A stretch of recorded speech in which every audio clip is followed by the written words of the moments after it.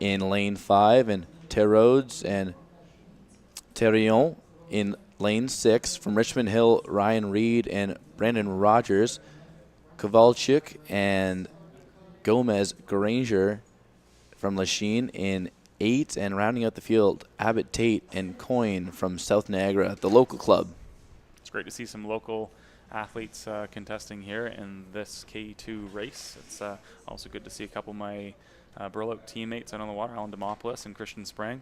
Alan Demopoulos' mom, of course, is Nancy Botting, and she's the team physio and one of the para-canoe classifiers, which is really, really helpful. She's been around paddling for my whole career at least, and she was the first physio that I saw when I started getting sore muscles as a young athlete in Oakville.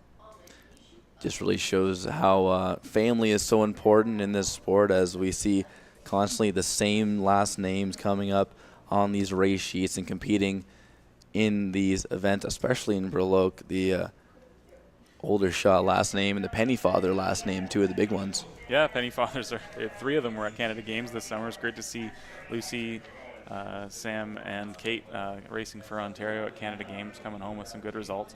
And their parents are very, very active at the Canoe Club, and that's really what makes the Canoe Club thrive, right? When the parents come down, they want to help, and they're willing to spend a little bit of extra time, because Canoe Clubs are never going to be, big business or money makers, despite the joke at the top of the clock there with regards to $1 million contracts coming the ways of Halifax-based kayakers and canoers. It really is a family affair down at the Canoe Club, and volunteers really make this sport tick. So this is my last race up here on the loudspeaker, so I just want to say thanks, and thanks mostly to the volunteers and all the parents that make these athletes and their dreams possible, because without all that support, it would be really, really difficult to get on and off the water every single day.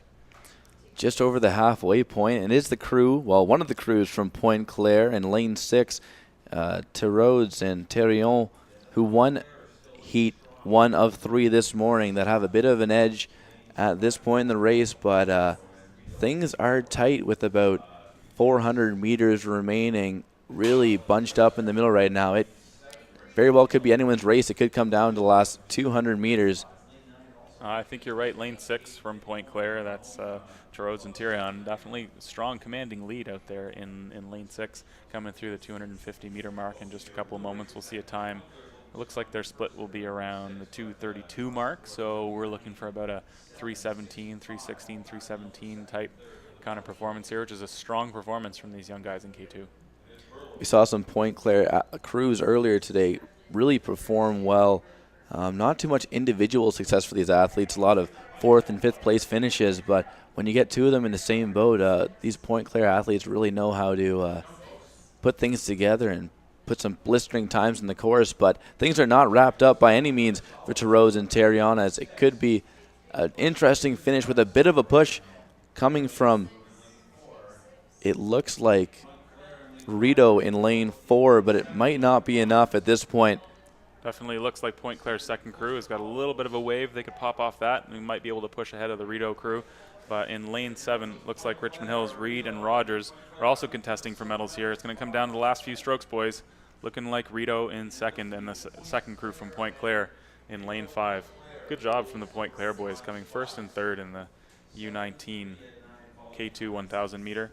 I didn't catch the time, but we'll catch up with that in just a moment. So it's Hendrik Terrodes and Nicolas Terrion coming away with the victory in convincing fashion.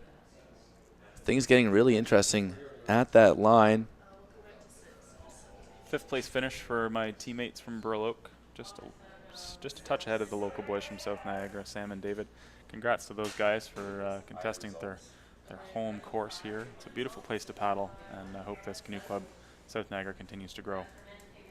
As we see the times pop up on the board, that is 2 podium finishers for Pointe Claire, 2 crews really showing what they're made of, and as you mentioned, an impressive 6th place finish by the local crew of Sam